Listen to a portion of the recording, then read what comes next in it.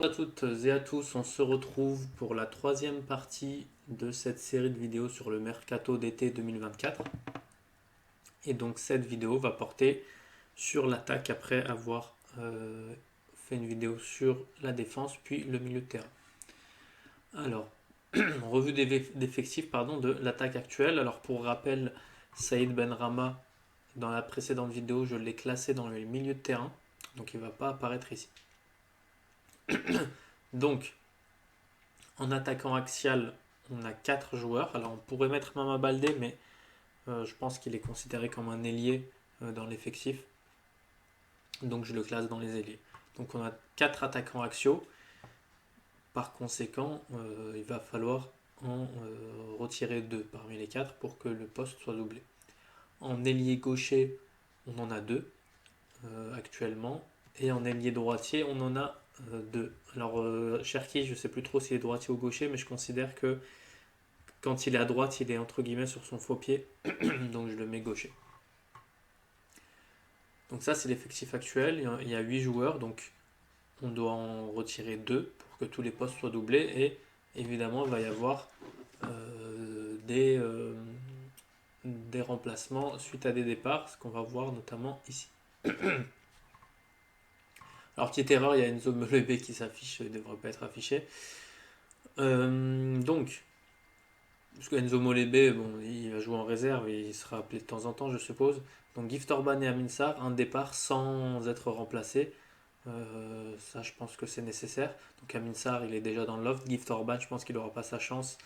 Et le poste étant déjà doublé, vaut mieux pour tout le monde qu'il s'en aille. Même si je pense qu'il avait du potentiel. Moi, j'ai beaucoup aimé son match à Lille en Coupe de France. Il n'a jamais réussi à reproduire une telle performance. Mais j'ai vu des qualités chez lui. Malheureusement, c'est le foot de haut niveau. Il n'a pas réussi. On a un impératif économique. Si on n'a pas l'impératif économique, honnêtement, je le garde, Gift Orban. Mais on a un impératif économique. Donc, bon, faut qu'il parte. Même pour lui, il faut qu'il ait du temps de jeu, il faut qu'il joue. Déjà que dans son précédent club, je me souviens qu'il était également remplaçant après pourtant avoir fait une bonne saison en tant que titulaire.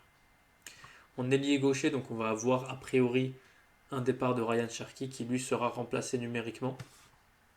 Alors Ryan Cherki, pareil, hein, s'il n'y avait pas d'impératif économique, moi je le garde. Ryan Cherki, il n'y a pas de débat là-dessus. Malheureusement, on doit réunir 100 millions, donc il faut le vendre. Et on le remplace. Donc étant donné que dans la vidéo précédente, on remplaçait déjà le départ de El Arouche par un milieu offensif, c'est-à-dire un 8 créateur, ici on va remplacer Ryan Cherki par un ailier gaucher, afin de doubler le poste d'ailier gauche.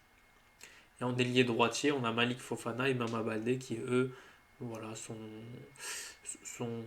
là et répondent présent. Du coup, comment ça va se décanter au niveau économique? On peut compter pour Cherki sur du 15-20 millions. Avec un remplaçant, moi je pense que ça ne doit pas être un titulaire en puissance, mais un profil un peu comme on est allé chercher Fofana, un petit jeune feu follet. Ça permettra de tourner avec Fofana entre 5 et 10 millions. Orban, je suis peut-être optimiste en pensant qu'on peut le vendre à 8 ou 10 millions. Mais si c'était le cas, on aurait peut-être déjà eu des offres. Donc en vrai de vrai, peut-être pas, on le vendra peut-être pas à ce prix-là, on le vendra peut-être pas du tout. Et Amin Sarr, j'ai mis entre 1 et 5 millions, là encore je trouve que c'est optimiste, ce qui fait un total entre 24 et 35 millions. Et en termes d'achat qu'on doit faire derrière, ce sera entre 5 et 10 millions pour remplacer Ryan Cherki sur ce poste d'ailier gauche. Au niveau des salaires, on économise quand même 3,84 avec Cherki, 1,8 avec Orban, 1,5 avec Sarr. Ce qui fait quand même une économie de 7,14. Pour le remplaçant, il aura sûrement un salaire d'environ 1 million. Donc au final, on se retrouve avec un total de vente de 29 millions d'euros, une économie de salaire d'environ 6,14 millions. Total des opérations, c'est environ 21,5 millions. Donc là, si vous avez retenu les chiffres des précédentes vidéos, donc il me semble que c'était en moyenne 38 millions pour la défense de liquidité qu'on pouvait réunir. En moyenne, vu qu'on vendait seulement Cacré, disons, elle est optimiste, 20 millions pour le milieu, donc ce qui fait 58 millions. Et ici, 29 millions, c'est-à-dire 30 millions. Donc on se retrouve à 80, 90 millions au total, si je ne me trompe pas dans le calcul. Bon, on pourrait dire si on veut, en tout cas si on est optimiste, on aurait entre 75 et 90 millions de ventes. Si on est optimiste. Malheureusement, je pense qu'on ne peut pas être optimiste, que donc du coup ça va être très très très difficile d'atteindre les 100 millions. Et j'espère que c'est pas un objectif capital au niveau de la DNCG parce que ça va nous mettre bien dans la mouise. Enfin, par rapport à l'attaque, voilà comment je vois les choses. Donc quand je mets en noir, ça veut dire que c'est pas titulaire indiscutable. C'est-à-dire que ça tourne. Donc Lacazette ou Mikotadze titulaire, mais ça tourne, on est sur du 60-40. Fofana, il a recru. Alors Fofana, en termes de niveau pur, il mériterait d'être titulaire, mais je pense qu'il faut pas le cramer. Surtout qu'on va avoir beaucoup, beaucoup, beaucoup de matchs. Donc une doublure dans le même profil que lui, euh, voilà, capable d'alterner, je pense que c'est très important pour pas cramer Fofana. Faut pas qu'il soit tout le temps titulaire, faut pas qu'il fasse tout le temps des matchs de 90 minutes. Faut qu'il continue à progresser et à peaufiner sa formation. Et à droite, Nouama et Baldé. Alors en vrai, au niveau des ailiers, droite, gauche, l'essentiel à mon sens, c'est d'avoir deux ailiers gauchers, deux ailiers droitiers. Et ensuite, selon la disposition du match, etc., ils pourront être à gauche, ils pourront être à droite.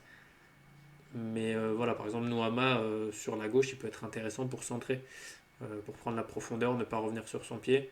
Baldé, il est intéressant à droite parce qu'il prend la profondeur, mais à gauche, peut-être qu'il pourrait être intéressant en revenant sur son pied droit. Donc là, il n'y a pas en réalité de poste fixe. L'essentiel, c'est d'avoir deux joueurs droitiers, deux joueurs gauchers. Je pense que Nouama, il doit être titulaire de par l'impact physique qu'il met, que ce soit offensivement ou défensivement. Mais en dehors de Nouama, le reste, pas titulaire indiscutable, que ce soit Lacazette par rapport au côté physique, au côté âge, ou que ce soit Fofana par rapport au fait qu'il est encore jeune et qu'il ne faut pas le cramer. Donc voilà pour cette vidéo concernant l'attaque, elle était beaucoup plus rapide, il me semble, que les autres. Et ça conclut la série de vidéos sur le mercato 2024 de l'Olympique lyonnais. Alors on fait beaucoup de prévisions, on fait beaucoup d'exercices de pensée. Et au final, on va se retrouver dans des situations qu'on n'avait pas prévues. Donc on attendra fin août, on verra bien ce qui se passera. Je vous souhaite à tous une très bonne journée, au revoir.